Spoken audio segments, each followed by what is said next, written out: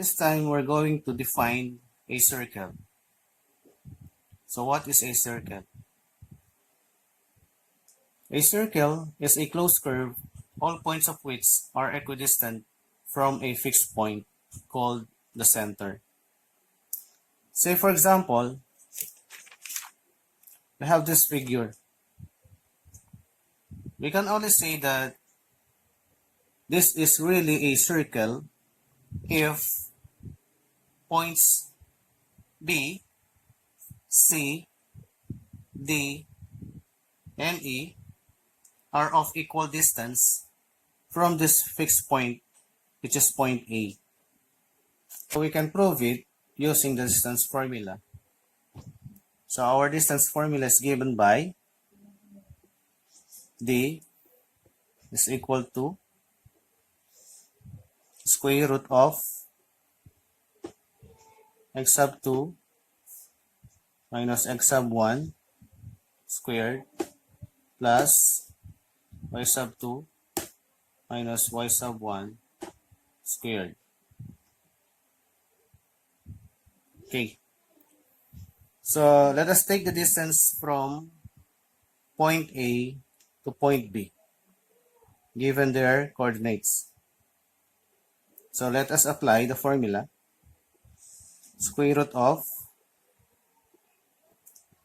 so our x sub 2 is 7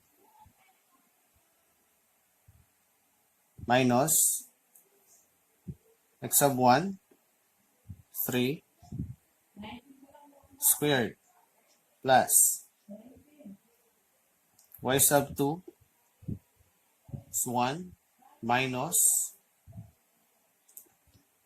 negative 2 squared.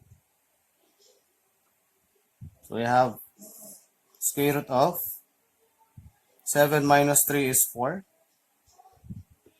squared plus 1 minus negative 2 is the same as 1 plus 2.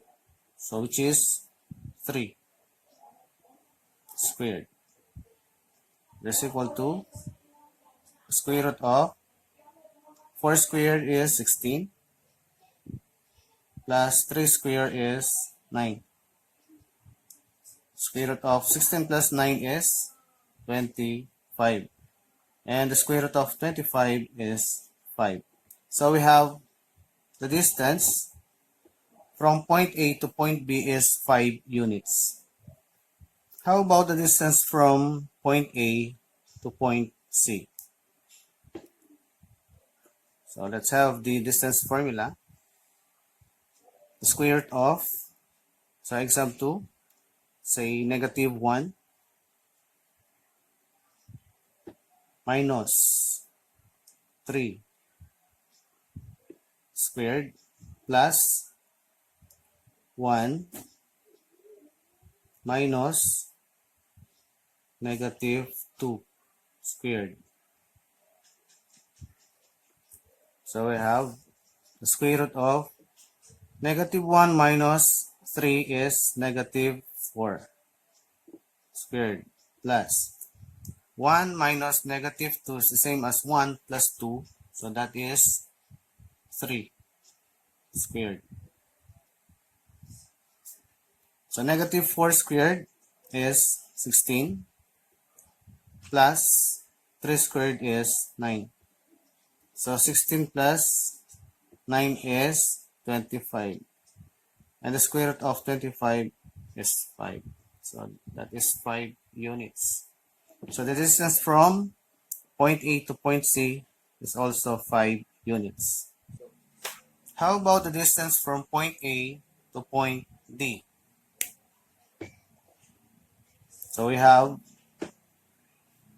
0 minus 3 squared plus negative 6 minus negative 2 squared.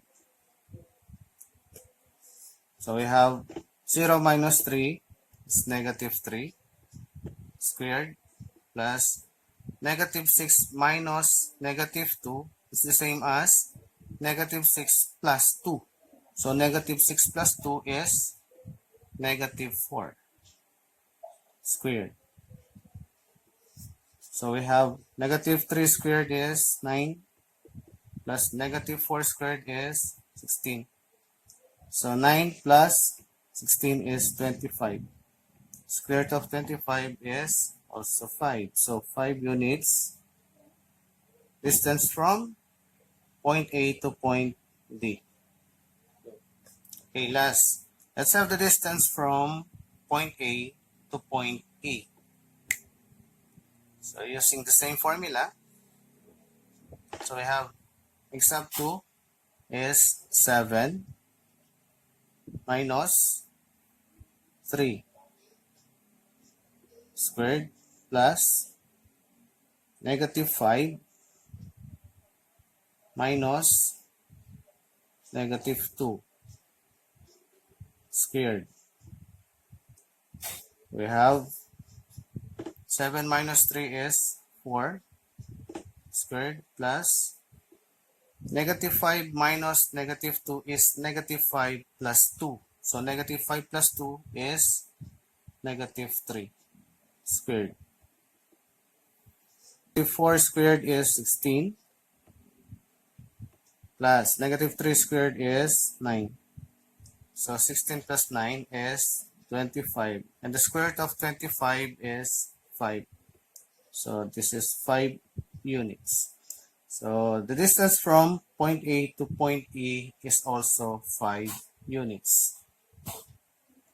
So we have proved that points B, C, D, and E have the same distance from point A, or our center.